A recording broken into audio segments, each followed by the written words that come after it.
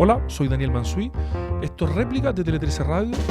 Y hoy día tenemos como invitado a Álvaro Campos para conversar sobre su libro Negocio Familiar sobre el trabajo, la riqueza y el progreso, publicado por Tusquets. Para saber quién es Álvaro, escuchemos la siguiente ficha. Álvaro Campos estudió Historia y Filosofía en la Universidad Católica de Valparaíso.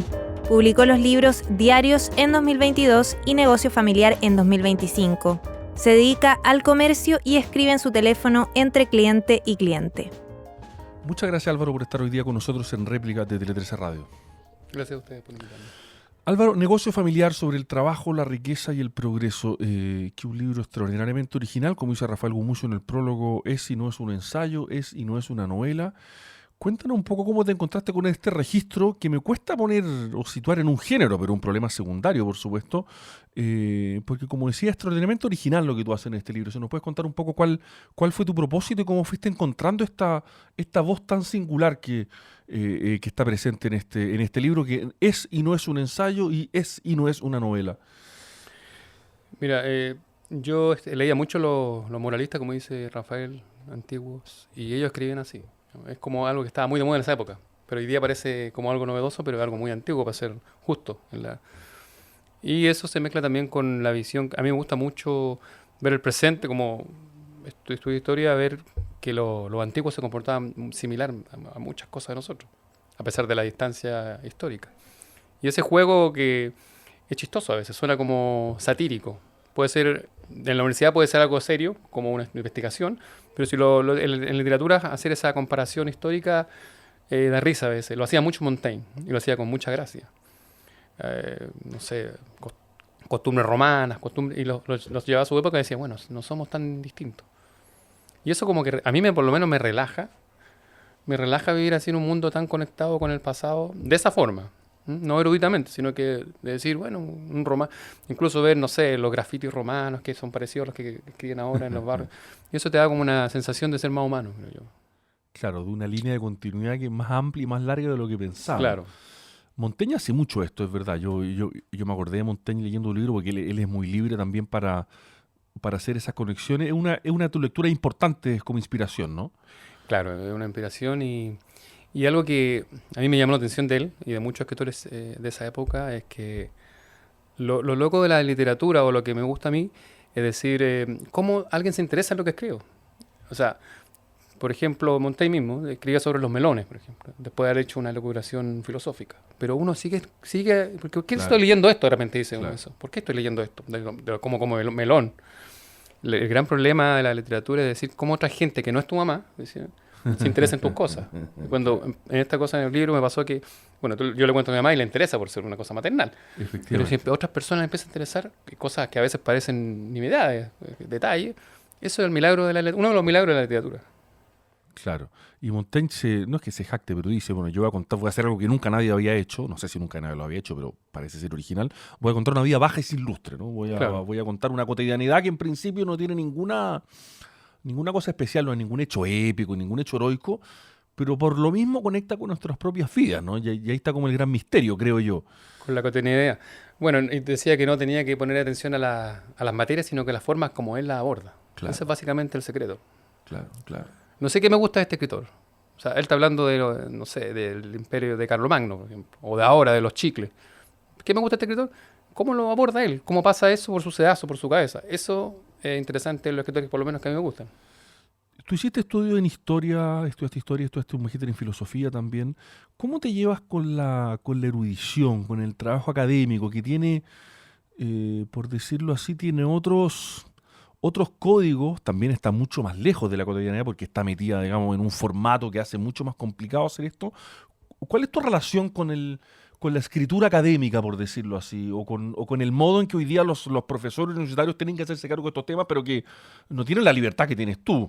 Y lo digo, claro, por favor, como profesor universitario, que no tienen la libertad, digamos, de escribir sobre estos temas como lo haces tú. Sí, obviamente en la universidad no hay una libertad, tiene que regirse algunos parámetros de investigación, o un ensayo que escribe, una prueba clásica. Yo recuerdo siempre que en la universidad, que un día escribí una prueba y uno trataba de escribir bien, más que dar de forma correcta el tema que estaba ahí. Y un día una prueba de José Marín, que en historia que yo admiraba mucho. Todos lo Gran admiraban, profesor, que saludos a José hablamos, Marín, ¿sí? que fue alumno, yo fui alumno de él también. Recuerdo que él me puso en la prueba, nunca me olvidaré, está bien la respuesta, me dio su justificación de que estaba correcto lo que está, de historia medieval, pero me dijo, está escrito muy barrocamente. Nunca lo olvidé. No sé si era un reproche o era algo Claro, bueno. claro. Es decir, te metiste mucho en el estilo y tú tenés que decir algo. Y como que perdiste Claro, o sea, y yo, claro, después entendí, claro, estaba como muy drogado en el estilo y a lo mejor en esas pruebas tú necesitan que tú respondas esto, ¿no? Claro. ¿Cachai? Con justificación. y todo. Eso no sé, hasta el día de hoy no sé si fue bueno o malo. Sobre el trabajo, la riqueza y el progreso, el subtítulo da un hilo conductor que está muy presente porque tú en este libro eres un observador extraordinariamente lúcido, a mi juicio, de lo que vamos a llamar aquí la modernización capitalista o el cambio en las costumbres, los hábitos de consumo, el cambio social, por decirlo así. Y aludes mucho a tu propia generación, que es un poco la nuestra, entiendo que tienes una edad parecida, y el cambio en lo que ha sido la sociedad y los hábitos de consumo en estos últimos, los famosos 30 años, pero que uno podría llevar a 40 años tranquilamente sin ningún problema, ¿no? ¿Por qué te parece tan importante eso como criterio de cambio social o como, por decirlo así, como ventana para comprender lo que ha pasado Chile en los últimos años, ¿no? Desde el lugar donde lo miras, que es extraordinariamente original. Claro, desde el lugar que lo miro parece muy original. Lo vivieron, no lo sabían relatar, la gente que lo estaba viviendo a lo mejor. Y yo, como estaba en un negocio de chico, aunque no trabajara ahí, lo observaba. Porque tu papá tenía un negocio. Claro, siempre, o sea, toda Ok, mi vida. ok. Yo no recuerdo, o sea, de haber sido de los 7 años hacia adelante. Un negocio de abarrotes. Claro, de lo más antiguo de ahí. Ok. Porque muchos se cansan de una vida muy de 24/7. Una vida exigente. Claro, entonces muchos paran, cambian, ¿no? Y los años que lleva es mucho, me sorprende a mí. Entonces ahí aprendí a ver no sé, esa transformación modernizadora que dices tú de la pobreza, mucha pobreza en los 80, cómo se fue abriendo en los 90, en ese espectro social, que fue impactante a nivel de consumo, impactante. Y yo lo veía lo que llegaba, como relato en el libro, incluso en cosas muy pequeñas, en el yogur, en primero Sí. los productos de consumo así, hasta Sí. después la vestimenta, Sí. y eso después igual desemboca en una opinión política, Claro. en el fondo, en la gente, o intuitiva, sin teoría detrás, pero Lógico. hay una relación con la propiedad, con el avance hacia la clase media que no llega, que la gente donde digo yo no es de clase media, pero sí ver como Moisés, el paraíso que está ahí, que a lo mejor Claro. nunca va a llegar, El paraíso perdido que te lo muestran frente a tus ojos, ¿no? pero no va a llegar, pero está ahí, y el hecho de verlo cambia tu forma de pensar. Cambia tu forma de pensar, y como dices tú bien, y hay una cita a las cartas persas de Montesquieu. Esto es un tema muy importante además en los muralistas que tú conoces también, ¿no? Está el tema de la comparación, ¿no? Que esta apertura al consumo tan masiva, donde la publicidad juega un papel importante, abre el horizonte de la aspiración por un lado y de la comparación por otro, y que eso nos hace distintos. Supongo que ni peores ni mejores, ¿no? Pero tú cuentas la pobreza antigua que quizás nosotros dos, o sea, que en los años 80 existió y uno vio y que hoy día es muy difícil de explicar porque no existe del mismo modo, aunque El también estilo, existe, por supuesto, ¿no? El estilo. Pero existe de un modo distinto, pero el hecho de que haya mucha más oferta de bienes de consumo hace que esa percepción de la misma pobreza cambie, ¿no? Claro, la gente no se, o sea, sigue siendo pobre en muchos aspectos, sobre todo en cosas básicas como la salud, porque es ahí donde llega la Ahí donde realidad. pega duro, claro. Pega duro. Pero en otras instancias la gente se permite lujos para esa que yo nunca me hubiera imaginado, Claro. sobre todo de comida. Yo creo que esa gente, mira, me meto en un tema heavy, pero la gente que, yo creo que cualquier marxista lo sabe, la gente que llega a esa instancia está como perdida para el discurso marxista. O sea, si llega a esa instancia de anhelar propiedad, estar a un paso, está perdida. Para ellos, en el más sentido de la palabra, ¿entiendes? Yo creo que por eso el marxismo es más duro, y disculpa que me ponga el tema, pero la esperanza la tienen en cosas nacionales. Tú ves las manifestaciones palestinas que son terribles. No me meto en el tema de la guerra, pero me meto en el tema político. Por supuesto. ¿Por qué eso no cambia la aguja en donde vivo yo? O sea, la guerra palestina puede ser terrible, como todas las guerras que hemos visto son terribles, sin buscar culpable o no, o puede haber un culpable. Pero ahí está, y estaba leyendo Stalin, lo que escribían el otro día cité a Stalin, cuando sobre el leninismo decía que un emir de Afganistán es mucho más revolucionario que un laborista inglés en esa época. Incluso aunque el emir sea monárquico. ¿Por qué? Eso ya lo veían los marxistas en esa época. que es muy interesante, ¿eh? No lo estoy haciendo ni a modo de crítica, estoy describiendo algo. Por supuesto. Y eso es lo que podemos ver ahora, que la gente de mi barrio, y por eso ganó el rechazo también, tiene muy apropiada la propiedad, lo que le dicen despectivamente el facho pobre, muchas veces. Pero es que la gente no es eso, sino que ya entró a otra instancia de consumo, de sentirse de otra categoría, pero no es que haya entrado a la clase media, sino que tiene otros conceptos mentales, Pero que no tiene el proletariado puro. Claro, está pegada al consumo, por decirlo, sin que en esto haya ningún juicio moral, al menos lo que estoy diciendo yo, digamos, pero tiene cierto apego por eso.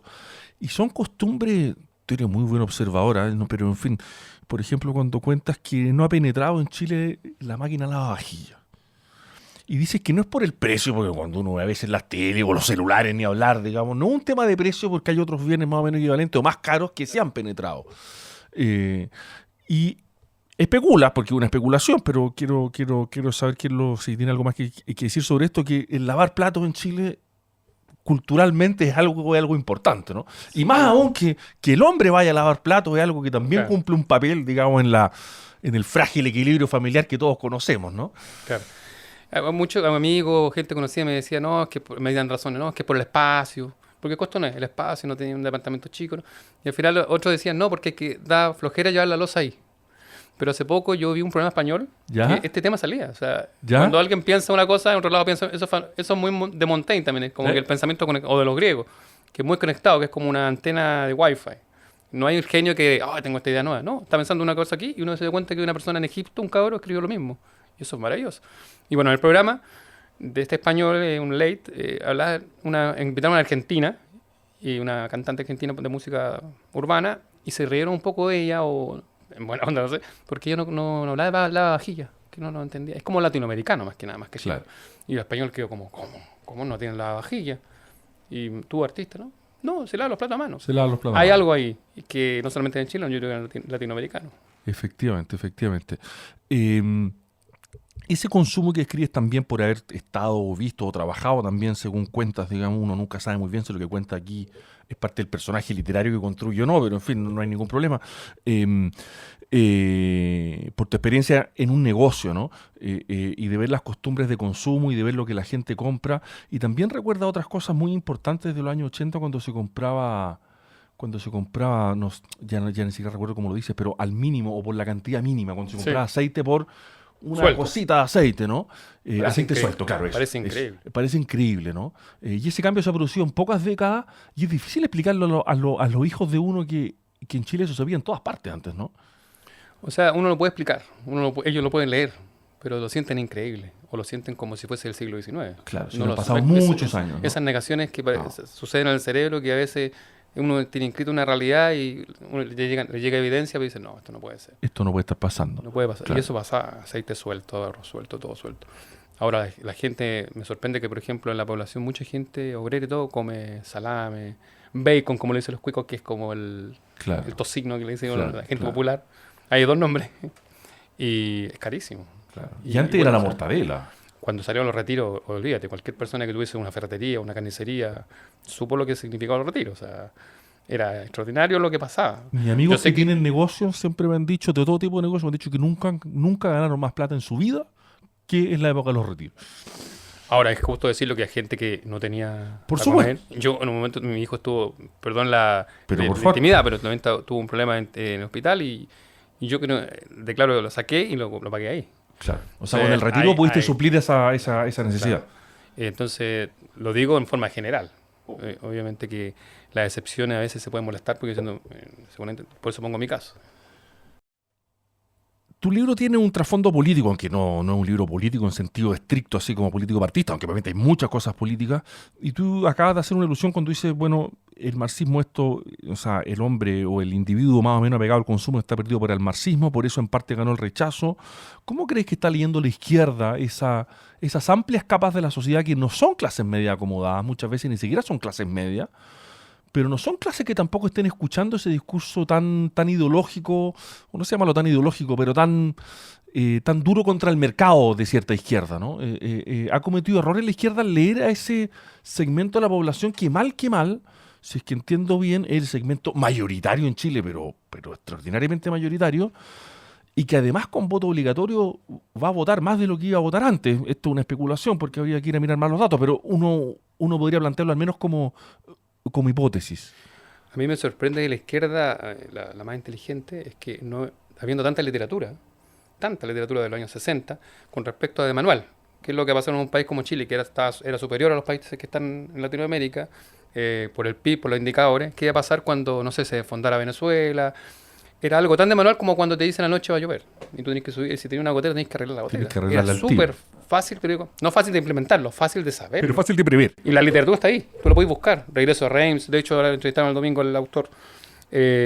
Todo te lo está diciendo lo que pasó allá en Francia, y cómo se la ultraderecha en Francia, o cómo se contuvo, todo lo que o los fenómenos de inmigración, todo está así, como una gotera que, como te avisan Claro. el que el viernes va a llover 24 horas seguidas. Claro. Y si Y tu lo gotera que- no la arreglaste, el domingo tienes una poza. Y lo que estoy diciendo yo, tú lo podéis buscar, ¿ah? No estoy lanzando una. Claro. Toda la literatura es con respecto a eso. Hay un libro del 2018, que yo buscaba en internet, un informe de Venezuela, cómo era el crimen en Venezuela, el 2008, Ya. con Chávez. ¿Ya? Un informe serio, no un paper, no un panfleto, con investigadores. Y la forma del crimen organizado está detallada, el 2008. Todo ahí. Es un informe que se hizo para eso, digamos. Ah. Ese es uno, te puse otro caso en aquel, pero dentro Perfecto. de todo lo que hemos sufrido, digamos. Me llama la atención que hay gente que estudia, que se dedica a eso, que tiene asesores, que gana millones, no tenga eso contemplado. O sea, Claro, que no lo hayan visto sabiendo que estaba Es todo como- arriba de la mesa. yo soy una persona, un constructor, un ingeniero, no tienes que ser ingeniero en construcción para poder arreglar la gotera que te están anunciando una semana antes. Claro. Ñuñoa ocupa un papel en tu libro, ocupa un lugar en tu libro, lo que se llama Ñuñor, que es como un estereotipo, por supuesto, tiene, obviamente, es como una caricatura, naturalmente, pero las caricaturas, por supuesto, son útiles a la medida en que reflejan algo, no porque reflejen exactamente la realidad, sino porque reflejan rasgos importantes o significativos que permiten ver cosas importantes de la realidad. ¿Qué es lo que piensas tú de lo que representa Ñuñoa como paradigma, digamos, o Ñuñor, o el ñuñoísmo cultural, uno lo puede llamar de tantos modos? Cada ciudad tiene un Ñuñoa, dice Carlos Pérez Soto, que es un marxista. Para que no vean que yo invento cosas aquí, cosas mías, no, lo dice él. Cada ciudad de Chile tiene un Ñuñoa. Cada ciudad tiene un Entonces Ñuñoa. no es un concepto con la gente personal de Claro. Ñuñoa, sino que se inventó, que es como una especie de, como los gringos, los woke, la mezcla entre el progre, ¿ah? El liberal gringo, que no es el liberal de acá de Chile, que no es lo mismo. Claro, es un concepto identitario, el típico, ya hay harta también literatura sobre eso, o sea, que han venido acá a charlas y libros sobre qué significa eso y cómo eso impactó en la izquierda tradicional. Esa fue muy fuerte. Todo esto es identitario, el LGTB que explotó, y que a lo mejor era inevitable que explotara. Estaba siempre en la Juan Gómez Milla, yo veía a Larsi en los 2000, yo lo veía, yo estuve ahí también, me moví mucho, conocí mucho. Perfecto. Estaban encerrados en universidades o en, no sé, en recintos privados. Y con el estallido, desde antes, pero con el estallido fue la explosión de mostrar a la ciudad qué era eso. Entonces, a lo mejor, como estaban centrados en pequeños recintos privados, no pasaba mucho, pero cualquier persona que se moviera en ese circo sabía que todas esas cosas que pasaban, la indetectable, todas esas cosas sin hacer juicio. Lógico. Una persona que lo va a hacer muy válido. Si estamos contando la historia, simplemente. Eso estaba. Cualquier persona que haya tenido callo, haya tenido mundo, ha ido de fiesta o ha entrado a una universidad con esos performances, sabía que eso estaba del 2000, quizás después, por ahí, que eso existía. Siempre existió. Y lo que pasa es que se puso en la calle, ahí en lo público. La gente se asombró como diciendo que esto estábamos como ¿De dónde salió esto? Claro. Sodoma y Gomorra, pero eso ya existía. Lo que pasa es que se hizo público, ¿no? Álvaro, ¿y qué pasó en el estallido? ¿Qué crees tú de dónde estabas tú mirando el estallido social, que sigue siendo un hecho tan enigmático? Por un lado, la violencia, por otro lado, ese tipo de performance que tú mencionas, por otro lado, la masividad de ciertas marchas, y que la combinación de todas estas cosas que yo creo que no logramos entender todavía, ¿no? ¿Cuál sería tu reflexión al respecto? Mi reflexión es bien animal, pues, o bien de Hobbes. Bien hobbesiana. Hobbesiana. Las otras reflexiones ya se han hecho bastante. Y no me gustaría meterme en eso porque ya están hechas bien, muchos lo hicieron bien. Pero lo que yo viví sin teoría es que a los barrios, a las poblaciones no se le puede poner más violencia encima. No se pueden abrir las puertas a este crimen organizado, que es cuando se genera la anomia, el caos. Yo lo vi y no estoy inventando. O sea, yo vi los que salieron a saquear los supermercados eran camionetas y jeep carísimos. O sea, eran de gente narco. Había también saqueo no era el necesitado que iba a sacar había también comida. después se sumaron. Perfecto. La señora de la esquina que lo hizo con harta vergüenza, yo le decía en la otra entrevista. Así Que después es. los vecinos sabía quién saqueaba o no. Claro. Y como que se miraban. Existe cierto control social, digamos. Un control de culpa, ya se había hecho ya. Entonces Ya. hay gente que decía, no se hace, se hace. Es como los que saltan el torniquete de la micro y los cabros no están ahí, pero alguien que lo paga y la gente que pagó se siente algo raro, algo raro. Como que pasa algo ahí, ¿no? Sí, pasa algo, Claro. una censura silenciosa. Claro. ¿Ah? No se trata de que no tengo plata para la micro, hay gente que el obrero pagó. Está a las 6 de la mañana ahí esperando, está mojando y pagó, y hay otro que no paga, y ahí genera una... Pero no ha explotado eso, sino que es silencioso. Claro. Y bueno, hasta yo sentí la violencia dura que yo nunca había visto. Yo viví mucha violencia. Yo iba a las canchas con mi papá en DT. Yo tenía una primera, jugaba partidos bravos en los 80, pelea. Igual que los indios Sioux con los vaqueros, heavy, al lado mío. Violencia, aún no con pistolas, sí. Perfecto. Esa violencia del 80 que era a golpes. Que era combo puro y duro. Muy de Homero. ¿Ah? A cuerpo a cuerpo. Cuerpo a cuerpo. Con pistola no hay pelea. Pues, ¿quién dice? Marx dice que la idea no se puede escribir con la pólvora. Claro. O sea, alguien dispara al aire y saca la pelea. Y No hay sacaba la pelea, posibilidades de la épica. Claro. Quizá el western después hace épica de la pólvora, pero la violencia yo lo vi mucho en mi vida, vi mucho. O sea, no puedo decir que yo era un pollo, pero la violencia de ese tipo, como una que ve como de apocalipsis, de gente con lavadoras corriendo que no sabía qué pasaba, saqueando los supermercados, era como cuando están llegando los zombies, cuando uno ve eso me impactó y seguía creciendo en la noche. Y te estoy hablando solamente de mi sector. Sé que hay sectores que están de Plaza Italia para arriba, incluso de todo lado, que ahora no es Plaza Italia, sino de todo lado para arriba, que esto lo alentaban, que lo veían maravilloso, casi como una revolución, pero estaban en su departamento allá arriba. Ahí no pasaba nada. Claro. Bueno, eso, Pero ¿sientes tú que la ciudadanía avaló en algún minuto esa violencia aunque fuera de modo tácito? no, siento que sale un instinto freudiano de cuando hay caos, por ejemplo, salir a saquear de todo, que yo nunca he visto. Yo nunca vi saqueo, o sea, por lo menos en mi vida, que no soy tan joven, así en ese sentido, como un saqueo vecinal. Claro. Quizá era un saqueo delincuente de 5 delincuentes. Lógico, pero eso es un robo, eso es otra cosa, digamos. Un saqueo vecinal de caos, nunca lo había visto. Lo vi por televisión cuando hubo el terremoto y quedamos todos así en Concepción. Que lo vimos en Talcahuano, Concepción, del año Ese 2010. fue ¿no? un hito, Claro. porque el chileno no estaba acostumbrado a eso. Claro. Podrán decir un episodio breve, pero un saqueo generalizado nunca había pasado en Chile que yo sepa y no soy tan joven. Claro. Si tú me decís para atrás, claro, o sea, principio del siglo XX, no sé. Pero en nuestra historia, Pero no es lo que nosotros vivimos. no. La izquierda, vuelvo a este tema porque pretendió estar conectada con ese pueblo, con esa sociedad y pretendió representarla, con buenas o malas razones. La derecha cometió sus propios errores en todo caso, aquí no se trata, no estoy queriendo cobrar cuentas, ¿no? Pero parece que no los tuvo nunca, ¿no? Que fue siempre una ilusión, no sé si llamarlo una impostura, quizás es muy duro, pero no es que la izquierda haya comprendido bien lo que estaba pasando ahí tampoco, ¿no? Que era difícil de comprender, difícil que esa violencia se comprendiera. Hay razones de fondo igual a esa rebelión, que nunca hay que olvidar. Había desencanto, evidentemente. Quizá son otros los que tendrán que decir con teoría cómo explicar eso, pero yo creo que hay una izquierda que más joven que quiso ver una épica en eso. Quiso ver una épica y... Y tú no viste ninguna. Es que no, en realidad yo igual fui a Plaza Italia, yo hacía fotos, yo soy fotógrafo, igual hago fotos y ciertas fotos. Quería estar ahí también para que no me lo estaba contara. pasando. Claro, y era una cosa muy extraña, muy dionisiaca.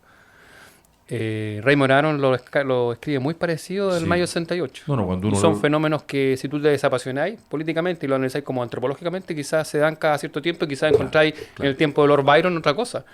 El Mayo 68, de ahí para atrás y pueden pasar muchas cosas atrás similares y deben ser esas explosiones más freudianas y descantáis un poco el tema político. Claro. Pero tú cuando fuiste ahí, tú no sentiste o no viste épica. ¿O sí? No.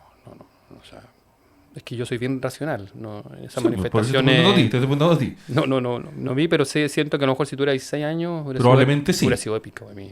Claro, entiendo que tenía. Arriba del caballo, ¿eh? Es como cuando escuchaba a los Sex Pistols. Tú decías, esto está bien, esto. Todavía lo escucho, pero me refiero a esto es. Claro. Vamos a ver el mundo, esto es nuevo, esto. Claro. Anarquía y todo eso, pero.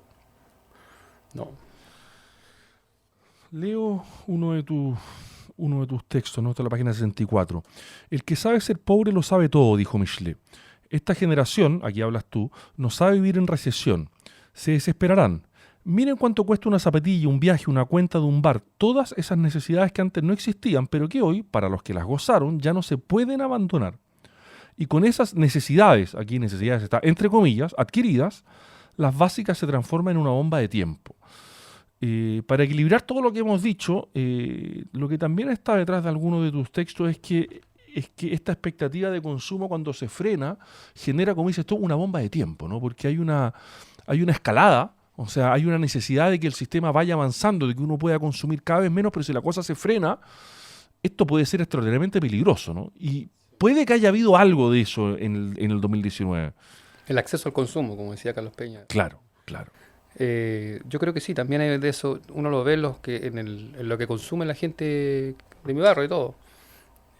Cómo cambió y cómo a veces se pagan cosas que uno no cree que no podrían pagar. Yo creo que va por ese lado, pero no tengo la respuesta, o sea, no quiero exceder, digamos, lo que yo he observado. Pero básicamente el tipo de consumo que no sé, conciertos, comida. O sea, el precio de los conciertos en Chile a mí es una cuestión que me cuesta entender, porque las entradas de cualquier concierto son carísimas y se agotan en horas. Minutos, claro. En minutos. Y no deja de ser impresionante porque son montos muy altos a veces, ¿no? Son montos muy altos, lo más alto de Latinoamérica es la entrada del fútbol, todo eso. Chile, no sé, igual es raro. El chileno es raro en cuanto a economía. En cuanto a hábitos de consumo y cómo distribuye sus propios... Muy extraño con respecto a otros países. El neoliberalismo se dirán, no sé. Vida doméstica, Álvaro. No he conocido matrimonios exitosos donde no mande ella y donde no lo haga absolutamente, ¿no? Y se entiende cómo va a llevar las decisiones de una casa, que en el fondo son las de la vida, un espécimen como el hombre que sin presión ni siquiera cambiaría las sábanas. Yo aquí me acordé cuando mi señora tiene la idea de salir algunos días, yo me empiezo a llenar de cerveza, series, pizza, digamos, y mi casa se convierte en un caos más o menos grande. Y luego tienes otra reflexión, esto de la misma página 56, 57, ¿no? Esto es, citas a un amigo tuyo: en la casa no hay que hacer nada, pero siempre hay que estar de pie, ¿no? Lo que no es un problema para los que queremos leer, porque bueno, hay que estar de pie, hay que estar haciendo como si se hace algo. Eso del hombre que no quiere hacer nada, bueno, también se lo digo a Michel Boulez y a Bukowski. Son los machos alfa entre muchos de la literatura.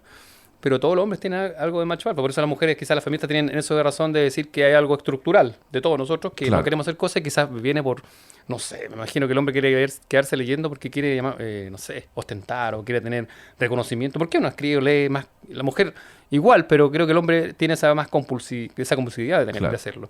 ¿Por qué el hombre no quiere hacer nada? ¿Por qué? Y la mujer se pregunta, ¿cómo no se va a cambiar ropa? ¿Cómo? Si algo tan básico, algo que... De ahí partimos. De ahí para arriba. Claro. Y yo creo que en ciertos machos narcisistas, como la mayoría, ese afán de no hacer cosas no es porque sea sucio, ¿no? Sino porque tiene otra, está en otra. La cabeza está en otra parte, simplemente. Yo creo que una mezcla entre el narcisismo de buscar reconocimiento y el niño que tiene adentro que nunca se va, de jugar, de dejar desordenado. Lo políticamente correcto no te importa mucho, porque tú escribes cosas que pueden ser incómodas para cierto público, ¿no? Bueno, en general los escritores, los buenos, te escriben sin ningún temor. Ahora también tengo que reconocer que mi posición social bien baja, no me puedo escribir, tengo la libertad. Yo reconozco, o sea, no es que sea, quizás no soy valiente, porque si fuese profesor de una universidad ahí y digo una barbaridad y después uno me están esperando para patear la puerta y el jefe me dice no voy a hacer clase o cambia. Pero esa posición te da libertad. Claro, mucha libertad. Como los escritores antiguos que, no sé, trabajaban en ferrocarriles y escribían lo que querían. Allá es cuando entráis. Lo que pasa es que la gente de literatura a veces encuentra pega oficiales. Claro. Académicas, sobre todo. Básicamente el que estudia literatura sirve para enseñarnos, dice Michel Boulez nuevamente. O para ser cónsul, como decía Neruda, ¿no? Claro. Y ahí tenés que responder a jefes y ahí ya... Jefes que están mirando lo que escribís. Pues si fuese, no sé, cargador de la beca, tampoco. Da lo mismo que escribáis lo que... Pero si... Estás en un ambiente intelectual, van a leer lo que escribí y van a ver qué pensáis y dicen, no puedes poner eso. No puedes poner esto. Qué terrible eso, vivir así. ¿Cuánto trabajo te cuesta escribir estos textos? Que hay algunos breves, otros más largos. Como ha salido aquí un poco en la conversación, quisiera decir algo de esto, ¿no? Con una voz muy original, extraordinariamente penetrante en la observación. Te pasea además textos clásicos que citas, que te recuerdan, como decías tú, cosas cotidianas, después cuentas anécdotas de la vida, de tu vida, pero no necesariamente, no hay cosas íntimas, ¿no? Pero de la vida cotidiana. ¿Cuánto te cuesta ir encontrando ese registro que va equilibrando estas distintas cosas? Que a mí le recomiendo mucho el libro a los auditores. A mi juicio está muy bien logrado, pero me pregunto cuánto trabajo hay detrás, digamos. Esto ya es una pregunta más bien copuchenta, por decirlo así. A mí me gusta ser racional y me gustaría, por ejemplo, partir poniendo ladrillo en una pared y partir aquí y terminar allá. Me encantaría siempre ser así, pero yo sé que hay algo de epifanía que me carga, porque no...